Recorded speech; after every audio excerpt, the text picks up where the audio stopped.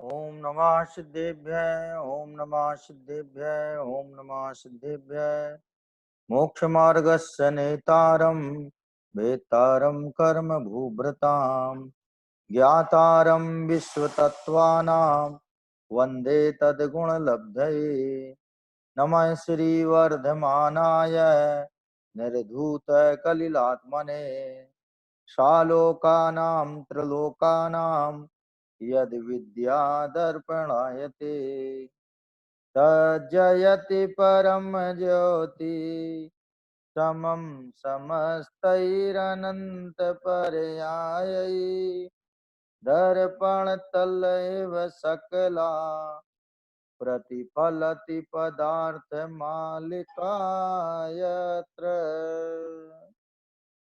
तत्वार सूत्र अपर नाम मोक्ष शास्त्र या सूत्र जी, संक्षिप्त में बोले तो अपन सूत्र जी भी कह सकते हैं।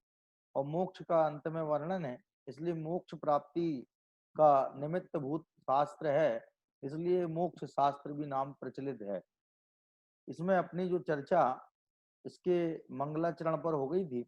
मंगलाचरण में जो विश्व तत्व के ज्ञाता हैं माने सर्वज्ञ हैं, और कर्म रूपी पर्वतों के भेदता हैं माने वीतरागी हैं, और मोक्ष मार्ग के नेता हैं माने हितोपदेशी हैं। माने वीतरागी सर्वज्ञ हितोपदेशी ऐसे तीर्थंकर अरहंत को मुख्यता से नमस्कार करके उन जैसे गुणों की प्राप्ति की भावना भाई गई। इसके बाद में उन्होंने सर्वप्रथम सम्यक दर्शन ज्ञान चारित्राणी मोक्ष मार्ग कह करके मुक्ति मार्ग विज्ञापित किया। माने मुक्ति मार्ग क्या है, सुख का मार्ग क्या है, ये बात सबसे पहले उन्होंने बताई। अब उसके बाद में चूंकि प्रतिज्ञा में उन्होंने सम्यक दर्शन सबसे पहले लिखा था, माने जिस बात का सबसे पहले उल्लेख हो उसका विस्तार भी सबसे पहले कर रहे, तो सम्यक दर्शन शब्द सबसे पहले आया। तो सम्यक दर्शन का विस्तार करते हुए वे कहते हैं कि सम्यक दर्शन है क्या, तो उन्होंने कहा तत्वार्थ श्रद्धानम सम्यक दर्शनम। क्या भक्ति में भी एक लाइन आती है, नौ तत्वों में छुपी हुई जो ज्योति उसे बतलाती। क्या और समय सार में भी एक पंक्ति आती है, नव तत्व गतत्वेपि यदेकत्वम न मुंचति। क्या कि जो नौ तत्व में व्याप्त होने पर भी एकत्व को माने एक पने को छोड़ता नहीं है, क्या वो चैतन्य ज्योति का श्रद्धान करना सम्यक दर्शन है।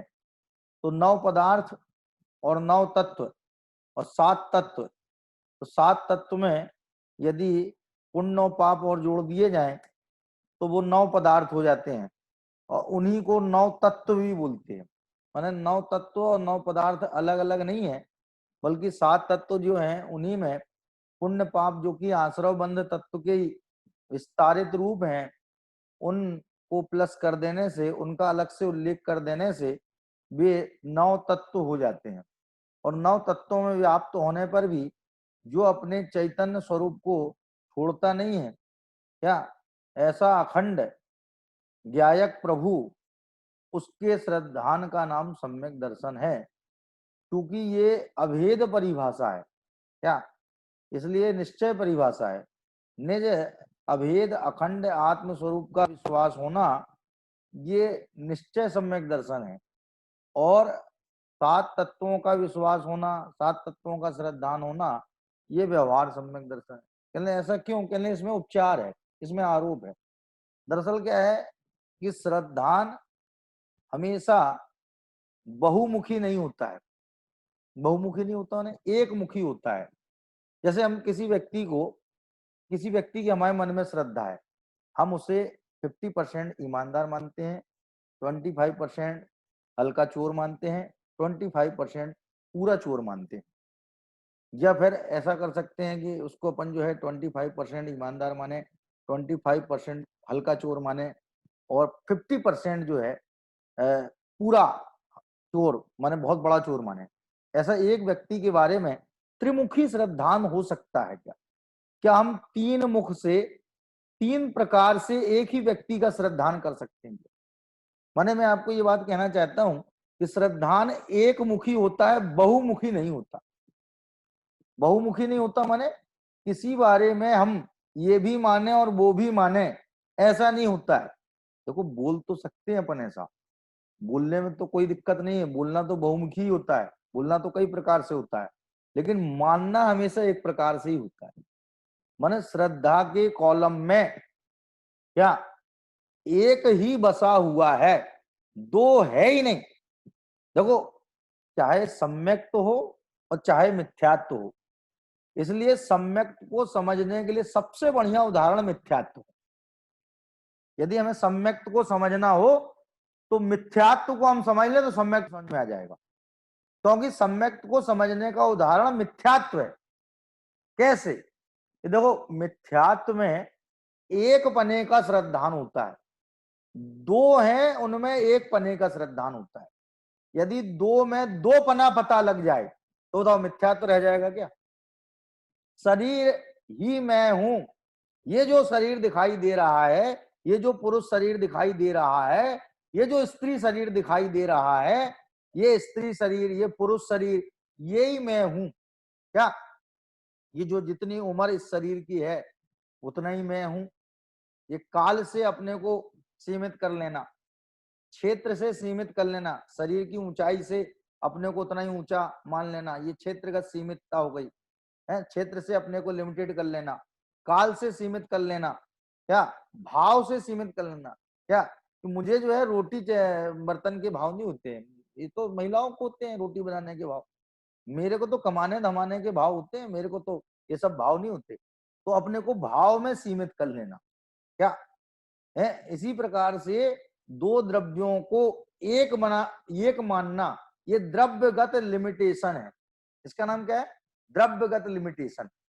तो वो मिथ्यात्व में जैसे दो का एक मुखी श्रद्धान होता है, दो द्रव्यों को एक मान करके श्रद्धान होता है, उसी प्रकार सम्यक्त्व में एक द्रव्य को एक मान करके श्रद्धान होता है। तो वो मिथ्यात्व गलत क्यों हुआ, सम्यक्त्व सही क्यों हुआ? क्योंकि उसने दो को एक माना इसलिए वो गलत है। और सम्यक सही क्यों है? क्योंकि उसने एक को एक माना है। सम्यक्त्व में एक को एक माना गया इसलिए सम्यक्त्व सही है। और मिथ्यात्व गलत क्यों है? कि मिथ्यात्व में दो को एक माना गया। लेकिन यदि अपन एक मानने की अपेक्षा विचार करें तो बताओ सम्यक्त्व और मिथ्यात्व में मान्यता की अपेक्षा माने एकता को विषय करने रूप मान्यता की अपेक्षा क्या अंतर है? कोई अंतर नहीं। इसलिए मिथ्यात्व ही सम्यक्त्व को समझने का सबसे सटीक उदाहरण है। श्रद्धान को श्रद्धान से तो समझा जाएगा, लेकिन इस परिभाषा में क्या वो बात नहीं। यहां पर ज्ञान से श्रद्धान को समझाया जा रहा है। सात तत्वों का जो ज्ञान है उस ज्ञान को यहां श्रद्धान आरोपित कथन करके किया जा रहा है, इसलिए यह व्यवहार परिभाषा है। सात तत्वों का जो यथार्थ ज्ञान होता है, देखो सात का श्रद्धान क्या होगा, सात का क्या श्रद्धान होगा? सात का जो यथार्थ ज्ञान होता है उस यथार्थ ज्ञान को यहाँ पर आरोप लगा करके सम्यक दर्शन कहा जा रहा है। क्या कहा जा रहा है? आरोप, उपचार से, और उपचार माने व्यवहार, उपचार का मतलब व्यवहार है। इसलिए सम्यक दर्शन की चार परिभाषाओं में तीन परिभाषाएं व्यवहारिक परिभाषाएं हैं और एक परिभाषा पारमार्थिक परिभाषा। लेकिन व्यवहार के बिना निश्चय की उपलब्धि होती नहीं है। व्यवहार जो है वो निश्चय की प्राप्ति का साधन है। क्या कहीं कहीं वो पूर्वचर कारण है और कहीं कहीं सहचारी कारण है। क्या मतलब? ये पूर्वचर क्या होता है? कि जो पहले होता है वो पूर्वचर और जो साथ में हो वो सहचारी। जैसे मुनिराज के जो वीतरागता है, छठे सातवें गुण स्थान के योग्य जो उनके तीन कसाय के अभाव पूर्वक वीतरागता आई, वो है निश्चय मुनिपना। ये निश्चय मुनिपने के साथ में जो 28 मूल गुणों को निर्दोष पालने का शुभ राग है उसका नाम है व्यवहार मुनिपना। अब ये दोनों सहचारी हैं, माने उस वीतरागता के साथ ये राग रहेगा, इस राग के साथ वो वीतरागता भी रहेगी। वो एक दूसरे को खा नहीं जाएंगे, उनमें बद्ध घातक विरोध नहीं है, भक्ष भक्ष भक्षक संबंध नहीं है। वीतरागता राग को खा जाएगी या राग वीतरागता को खा जाएगा, ऐसा नहीं है। वे दोनों साथ में वर्षों बने रहते हैं। वर्षों क्या, अब सोचो जरा 83 लाख पूर्व में तो नीलांजना का नृत्य देख रहे थे कौन? आदिनाथ भगवान 83 लाख पूर्व में नीलांजना का नृत्य देख रहे थे। उस दिन उनका जन्मदिन भी था, क्योंकि आप देखना उनकी जो दीक्षा की तिथि है वो उनके जन्म कल्याण की तिथि भी है। ज्यादातर तीर्थंकरों ने अपना जन्मोत्सव वैराग्य के प्रसंग में मनाया। क्या मनाया? वैराग्य लेकर के मनाया। माने उन्होंने राग रंग में जन्मोत्सव नहीं मनाया। उन्होंने जो दीक्षा ली उसी दिन ली जिस दिन उनका जन्म हुआ। अच्छा, वो जन्मोत्सव का दिन था, जन्मोत्सव के दिन था, तो हो सकता है कि उस जन्मोत्सव के प्रसंग में और ज्यादा विशेषता व्यवस्था इंद्र के द्वारा की गई हो। भाई तीर्थंकरों की सारी व्यवस्थाएं जो है वो इंद्र के द्वारा की जाती टोटल, जहां जब तक उनका मोक्ष नहीं हो जाता। ये समझ लीजिए तीर्थंकरों का जन्म से 6 माह से पहले और जब मोक्ष तक का उस भाव का सारा ठेका इंद्र का है। क्या? सारी व्यवस्था इंद्र करता है। इंद्र ने नीलांजना की व्यवस्था कर दी। इंद्र ने जान लिया इन महाराज को बैराग गा नहीं रहा है, ये जो है दीक्षा ले नहीं रहे हैं, केवल ज्ञान होगा नहीं, और केवल ज्ञान नहीं होगा दिव्य ध्वनि प्रसारित नहीं होगी, तो जीवों को, भव्य जीवों को कैसे मोक्ष का मार्ग प्राप्त होगा? तो भव्य जीवों के हितार्थ, क्या भव्य जीवों का हित करने के लिए इंद्र ने ऐसी नीलांजना की व्यवस्था कर दी। अब उनने उसी दिन दीक्षा ले ली। अब बताइए 1000 साल, क्या 1000 साल मुनिपने में रहे वो? कितने साल रहे? 1000 साल। 1000 साल उनकी वो 3 कसाय के अभाव पूर्वक वीतरागता आई है, 3 कसाय चौकड़ी के अभाव पूर्वक जो वीतरागता आई है, और जो 28 मूलकों का शुभ राग है, वो दोनों 1000 साल रहे कि नहीं रहे? एक दूसरे को खा गए क्या? ये साथ साथ रहे, तो वो सहचारी हैं। तो कभी कभी व्यवहार निश्चय का सहचारी होता है और कभी कभी पूर्वचर होता है। क्या? जैसे मैं आपसे एक बात कहूं, हम सब लोग जो है स्वाध्याय कर रहे हैं। क्या कर रहे हैं? स्वाध्याय कर रहे हैं। तो बताओ ये स्वाध्याय जो है वो सम्यक ज्ञान का अंश है कि नहीं है? इसे आप क्या कहोगे? सम्यक ज्ञान का अंश है कि नहीं है? तो सम्यक ज्ञान होने के पहले जो स्वाध्याय किया जाता है वो सम्यक ज्ञान का पूर्वचर व्यवहार है। कौन सा व्यवहार कहलाएगा? पूर्वचर व्यवहार है। इसे व्यवहार से सम्यक ज्ञान नहीं कहेंगे अपन। भाई शास्त्र ज्ञान को व्यवहार से सम्यक ज्ञान कह सकते हैं नहीं कह सकते हैं? क्या? अच्छा, बहनोई का बहनोई कौन लगेगा ये बताओ? अच्छा, बहनोई का जो बहनोई होता है वो हमारा कौन लगेगा? कि बहनोई लगेगा? मित्र का मित्र हमारा कौन लगेगा? मित्र ही तो लगेगा, और कौन लगेगा? यदि वो मित्र हमारा डायरेक्ट नहीं है लेकिन हमारे मित्र का मित्र है, तो हम उसकी वैसी तो अवगत करेंगे जैसे हमारे मित्र की हम करते हैं, कि उसके साथ थोड़ा द्वयम दर्जे का व्यवहार करेंगे, क्या उन्नीसा व्यवहार करेंगे? तो वो कह रहे हैं कि जो हम स्वाध्याय आदि कर रहे हैं ये भी सम्यक ज्ञान प्राप्ति के पहले का पूर्वचर व्यवहार। ये कौन सा व्यवहार है? पूर्वचर व्यवहार। तो ये व्यवहार कभी कभी निश्चय के सहचारी भी होता है और निश्चय के पूर्वचर भी होता है। क्या? और निश्चय के उत्तरचर भी होता है कि निश्चय की प्राप्ति हो जाए उसके बाद में भी जो व्यवहार चलता रहता है। अब जैसे मान लो मुनिराज हैं, उनको केवल ज्ञान हो गया, अब निश्चय की तो प्राप्ति हो गई ना, अब उसके बाद में दिव्य ध्वनि खिल रही है, क्या और आवागमन आदि हो रहा है, सब व्यवहार है कि नहीं? सारा का सारा ये व्यवहार चल रहा है कि नहीं चल रहा है? तो निश्चय के बाद वाला भी व्यवहार चल रहा है।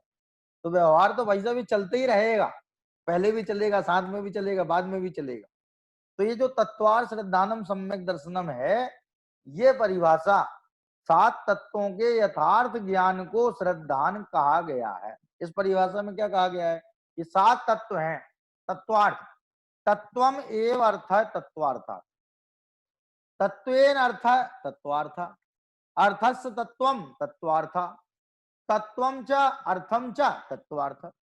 4 हो गई, 4 बातें हो गई। तत्व ही अर्थ है, तत्वम एव अर्थ, तत्व ही अर्थ है, इसका मतलब हो गया तत्वार्थ। क्या? और तत्वेन अर्थ है तत्वार्थ, कि तत्व सहित जो अर्थ है वो भी तत्वार्थ है। क्या? अर्थस्य तत्वम तत्वार्थ, अर्थ का माने पदार्थ का जो स्वरूप है वो भी तत्वार्थ है। और तत्वम च अर्थम च तत्वार्थ, कि तत्व और अर्थ ये दोनों ही तत्वार्थ, क्योंकि तत्व और अर्थ अलग अलग रहते नहीं। तो वो कह रहे हैं पदार्थ के स्वरूप का श्रद्धान होना, अर्थ माने पदार्थ, पद के विषय को अर्थ बोलते हैं, पद के विषय को पदार्थ बोलते हैं, अर्थ बोलते हैं। पद, पद से जो बताया जाए, पद से जो समझाया जाए, कहा जाए, उसका नाम पदार्थ या अर्थ है। तो वो कह रहे हैं पदार्थ जो है वो अपने स्वभाव के साथ ही मिलेगा। जीव पदार्थ अपने स्वभाव को छोड़ के कहाँ जाएगा? सांप की तरह, केंचुली की तरह, जैसे सांप केंचुली छोड़ देता है तो क्या जीव ज्ञान को छोड़ सकता है क्या? क्या जैसे मान लो बौद्धों ने क्या किया कि उन्होंने कहा कि भैया सारे झगड़े की जड़, सारे फसाद की जड़, सारे टंटे की जड़, सारे रगड़े की जड़ यदि कोई है तो ज्ञान। क्या कहा उन्होंने? ज्ञान सबसे ज्यादा फसाद की जड़ है। देखो कोई ज्ञान नहीं होता जिन लोगों को, कितने आराम से रहते हैं। No study no confusion, more study more confusion, education is botheration generation to generation. बताइए ज्ञान ही सारे फसाद की जड़। तो कहने लगे साहब ये जीव का मोक्ष कब होएगा, इस जीव को सुख कब होएगा? तो कहने जैसे दीपक का मोक्ष होता है, कहने कब होता है कि दीपक बुझ जाता है तो दीपक का मोक्ष हो जाता है। उसी तरह जब आत्मा बुझ जाएगा तो आत्मा का मोक्ष है। और बुझने का मतलब क्या है? ज्ञान की जो लौ जल रही है, ये लपलपाती हुई लौ, ये ज्ञान की तरंग, ये ज्ञान की लहर, ये ज्ञान की हिलोर जब ये समाप्त हो जाएगी तो जीव का मोक्ष हो जाएगा। माने ऐसे ऐसे मूर्खादि राज बैठे हैं, ये बौद्धों की मान्यता है। प्रदीप निर्वाण कल्पम आत्म निर्वाणम, ये जब निर्वाण माने मोक्ष के अन्य मतों के उल्लेख किए कि अन्य मत वाले क्या क्या मानते हैं, तो तत्वार सूत्र की, इसी तत्वार सूत्र की सर्वार सिद्धि टीका में पूज्यपाद देवनंदी स्वामी ने टीका में लिखा प्रदीप निर्वाण कल्पम आत्म निर्वाणम, दीपक के निर्वाण की तरह आत्मा का निर्वाण मानते हैं। क्या बताओ ऐसा मोक्ष किसे पसंद आएगा कि ज्ञान ही खत्म हो जाए, मैंने हमारे पास ज्ञान ही ना रहे और हमारा मोक्ष हो जाए? हम तो कतई नहीं चाहेंगे ऐसा मोक्ष। क्या लोग कहें भाई साहब ज्ञान रह करके हम संसार में ही रहना चाहेंगे, लेकिन ऐसे मोक्ष में नहीं जाना चाहेंगे जहां हमारा ज्ञान ही गायब हो जाए। क्या जहां हमारा अस्तित्व ही समाप्त हो जाए, हमारे अस्तित्व का ही नाश हो जाए, ऐसे मोक्ष को हमें नहीं चाहिए। तो वो कह रहे हैं तत्वार्थ का श्रद्धान, माने जो पदार्थ है उसका जैसा स्वरूप है उसका वैसा ही जानना, वैसा ही मानना, इसका नाम सम्यक दर्शन है। ये जो है उपचारित परिभाषा क्यों है? क्योंकि तत्वार्थ की जो जानकारी है उस जानकारी को यहाँ श्रद्धान कहा जा रहा है। 7 प्रकार के तत्व हैं भाई। देखो तत्वार्थ में यदि इनको खाली आत्मा लेना होता, क्या लेना होता? तत्वार्थ श्रद्धानम सम्यक दर्शनम, इस सूत्र में यदि इनका अभिप्राय तत्वार्थ का मतलब आत्मा होता क्या, तो फिर ये तत्वार्थ के 7 भेद फिर क्यों गिनाते? तत्वार्थ के जाकर के इनने 7 भेद गिनाए हैं। इसका मतलब जो है तत्वार्थ श्रद्धानम का मतलब ये है कि 7 तत्वों की जो जानकारी है वहां उस जानकारी को, क्योंकि वो श्रद्धान का कारण है। जैसे आपने देखा होगा जल ही जीवन है, ऐसा कहा जाता है, जल ही जीवन है और धन ही जीवन है। बहुत कंजूस आदमी हो है जिससे दमड़ी नहीं छूटती हो तो उसके लिए कौन सा जीवन है? वो कह रहा है कि दमड़ी चमड़ी चली जाए पर दमड़ी ना जाए। ये प्रभु सब ले लो हमसे लेकिन हमारी दमड़ी छोड़ दो दमड़ी मत लेना। तो बताओ उसके लिए उसका धन ही प्राण है कि नहीं है? क्या जो वेद वाक्य है उसमें एक वाक्य कहता है धनम वही प्राणाहा, अन्नम वही प्राणाहा, जल ही जीवन है। तो बताओ जल जीवन है कि जल जीवन धारण का कारण है? अन्य प्राण है कि अन्य प्राणों के धारण का कारण है? धन प्राण है कि धन प्राणों के धारण का कारण है? 11वां प्राण कहा जाता है द्रवण। द्रवण धन को क्या कहा जाता है? 10 प्राणों से तो सभी मनुष्य जीते हैं, लेकिन इसके बाद में एक जो 11वां प्राण है ये कई बार 10 प्राणों पे भारी पड़ जाता है। क्या माने लोग प्राणों की भी तिलांजलि, जलांजलि, श्रद्धांजलि, क्या पुष्पांजलि देने तैयार हैं। किसके लिए? धन के लिए। धन उनसे नहीं छूटना चाहिए। क्या ये देव लोग जो कलपते हैं ना, ये क्यों कलपते हैं? देव लोग महालोभी होते हैं। देवों के मनुष्यों से बहुत ज्यादा लोभ पाया जाता है। क्या मनुष्यों के इतना लोभ नहीं, मनुष्यों के तो मान है, मनुष्य पर्याय में तो मान की मुख्यता है, मान की प्रधानता है है, हमारा मान खंडित हो जाए, आग बबूला हो जाते हैं क्या? शांति प्रसाद ज्वाला प्रसाद बन जाते हैं? नहीं बन जाते। शांति देवी ज्वाला देवी बन जाती है, क्यों? तो कहने का सही है कि वहां पर जो है वो धन जो है सर्वस्व हो जाता है। कहाँ पे? देवों के देव, इसलिए वो कलपते हैं, पता लग गया कि 6 महीने बाद मरना है, मरना भी दिखाई दे रहा है, वो रोका नहीं जा सकता है।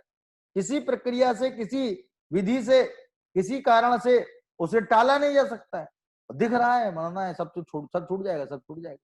अपने यहाँ तो सुविधा है, कम से कम मरने के 1 मिनट पहले तक पता नहीं लगता है कि मरना है इसलिए वो कलपता नहीं है। ये हमारी प्लस में है, माइनस में नहीं है क्या? लेकिन भाई साहब, इससे ये नहीं सोचना चाहिए कि अपन को धन की आसक्ति बढ़ानी है। धन की आसक्ति जितनी कम से कम हो, क्योंकि धनाधिक जो है ये सिर्फ पुण्य के गुलाम है। काय की चेरे? लक्ष्मी तुम चरणन की चेरी, कौन विधि ले अर्घ चढ़ाऊं। क्या माने? वो अर्घ चढ़ाने वाला व्यक्ति भगवान से, भक्त जो है भगवान से निवेदन कर रहा है, हे प्रभु, विश्व की सर्वोत्कृष्ट लक्ष्मी तो तुम्हारे चरणों की चेरी बन के बैठी हुई है, दासी बन के बैठी हुई है। 3 लोक का उत्कृष्ट वैभव समोसरण, वो तो आपका जो है वो दास बन के बैठा हुआ है। समोसरण जैसा वैभव आपके पास में है। अब मैं कौन सी ऐसी विधि लक्ष्मी ले आऊं जिससे आपको मैं अर्घ चढ़ाऊं? मैंने वो अपने आप को बड़ा ही हीन महसूस कर रहा है। तो कहने का आशय क्या है कि वास्तव में जितने ये जो धनादिक को, अन्नादिक को या जलादिक को जीवन का कारण कहा जाता है, जीवन ही कह दिया जाता है, तो इसमें जीवन में जल का उपचार किया। जल ही जीवन है, तो जल जो है जीवन का कारण है, तो जल में जीवन का उपचार कर दिया। उसी प्रकार से 7 तत्वों का ज्ञान, क्योंकि आत्म श्रद्धान का कारण है। 7 तत्वों का ज्ञान क्या है?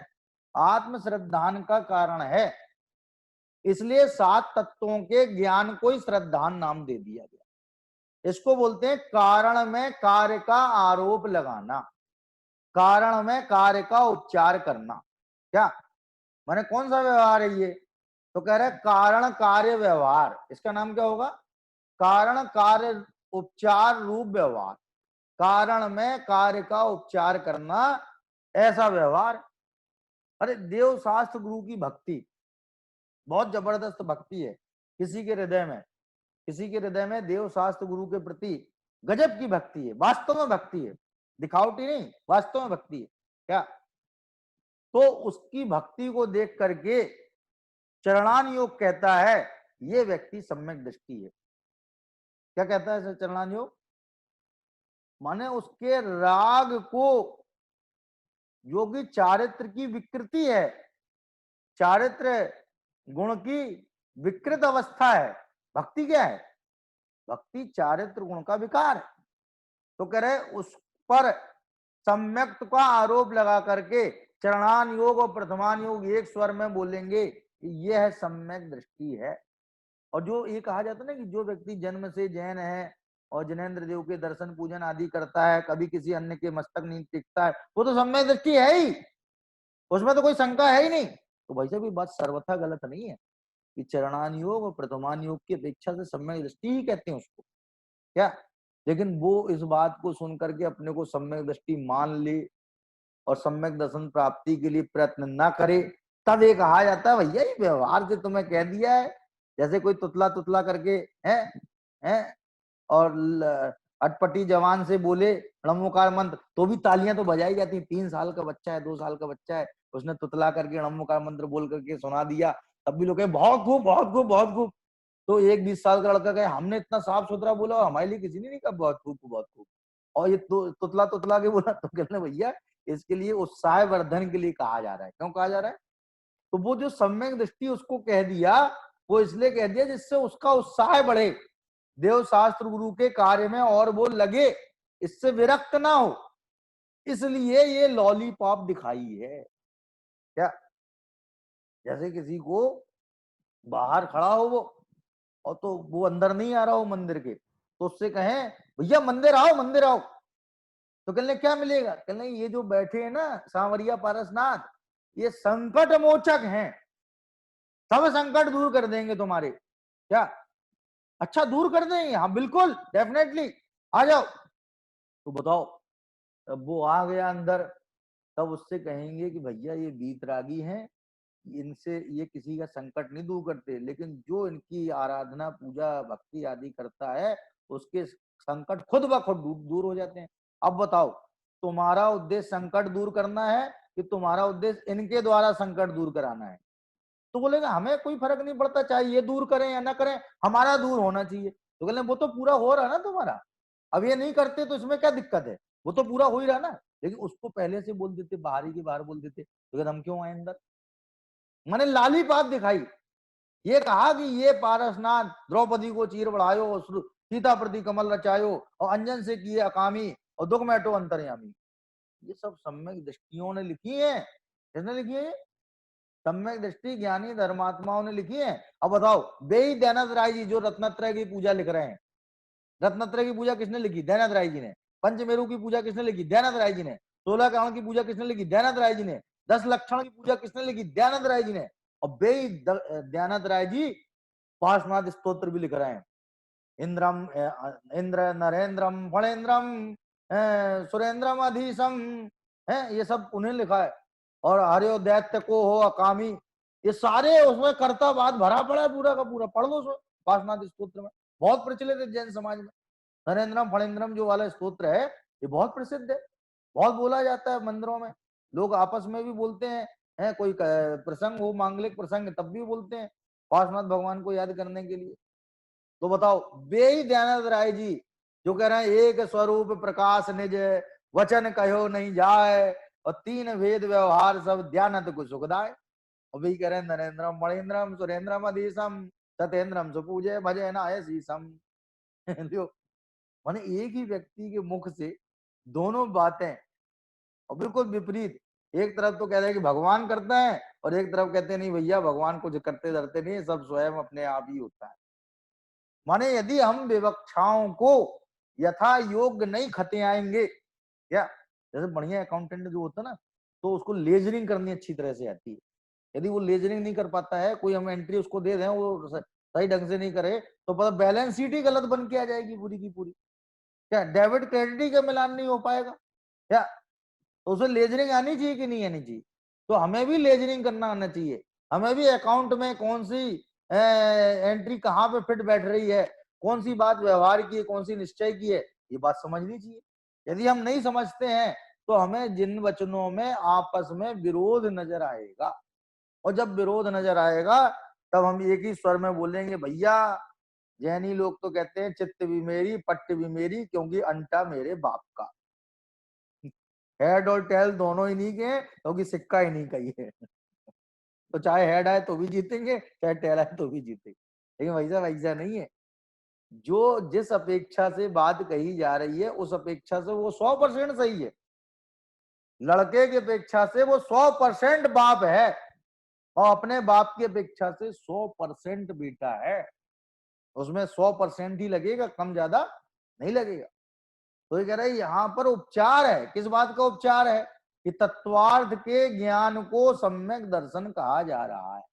3 शब्द हैं इसमें, देखो इसमें लिखा भी है, आपकी जो पीडीएफ आई इसमें, तत्व प्लस अर्थ प्लस श्रद्धान। तत्वार्थ श्रद्धान, इसको तोड़ तोड़ के लिख दिया। तो तत्व माने भाव, अर्थ माने भाववान, जो जिस पदार्थ का वो भाव है वो भाववान, और श्रद्धान माने प्रतीति। भाई प्रतीति होना, जो बात जैसी है उसे वैसी की वैसी मान लेना, इसका नाम है तत्वा श्रद्धान। तत् प्लस त्वा माने वस्तु का भाव, वस्तु का सच्चा स्वरूप, जो वस्तु जैसी है उसको वैसे ही मानना। 2 को 2 मानना, 3 को 3 मानना, 4 को 4 मानना, जो जैसा है उसको वैसा मानना। माने ये 2 3 4 के मानने की बात नहीं है, यहाँ तो प्रयोजन भूत के मानने की बात। देखो अप्रयोजन भूत, जैसे अपन ने जब मोक्षराम प्रकाशक पर चर्चा की थी ना शुरू में, तो टोटरमल जी साहब ने क्या बताया था अपने को? यही बताया था ना, अप्रयोजन भूत पदार्थ में हम अन्यथा जाने, विपरीत जाने, अल्प जाने या ना जाने, कोई फर्क नहीं पड़ता, लेकिन प्रयोजन भूत पदार्थ में सही जानना पड़ता है। यदि गलत जानेंगे तो गलत श्रद्धान होगा, सही जानेंगे तो सही श्रद्धान होगा।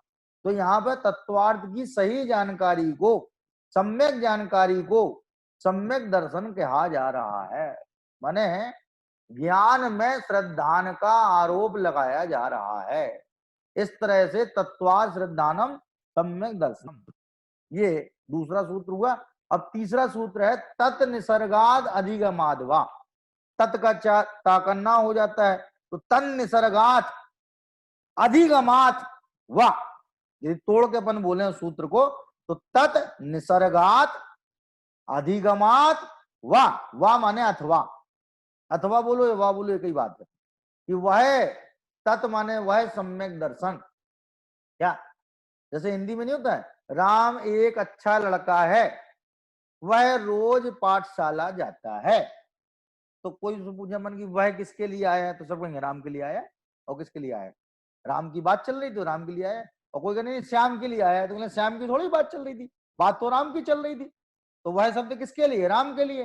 तो सम्यक दर्शन की बात चल रही है और फिर तत् शब्द आ जाए, तत् माने वह, तो वह सम्यक दर्शन निसर्गात माने स्वभाव से, अपने आप, बिना किसी के परोपदेश के, स्वयमेव स्वतः, क्या, और अधिगमात माने परोपदेश पूर्वक, वह सम्यक दर्शन अपने से अथवा परोपदेश पूर्वक होता है। तो कहने कहाँ अपने से होता है, कहाँ परोपदेश पूर्वक होता है? कहने जहां परोपदेश का प्रसंग ना हो, अब जैसे नरक आदि है, 7वें नरक तक, कहां तक? 7वें नरक तक सम्यक दर्शन होने में कहीं कोई दिक्कत नहीं है। 7वें नरक का नारकी भी तत्व विचार पूर्वक तत्व निर्णय करके आत्मानुभूति प्राप्त कर लेता है। ये बिल्कुल सही है बात, करणानियों की इस बात को समर्थन करता है।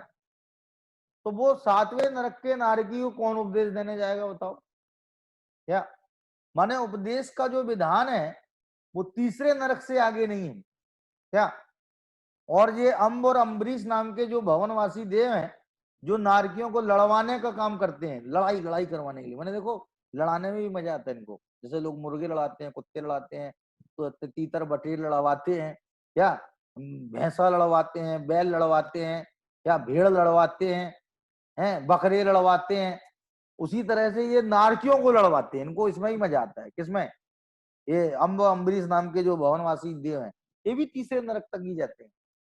इससे पता लगता है कि तीसरे नरक के आगे उपदेश का कोई विधान ही नहीं है, कोई जाता ही नहीं है।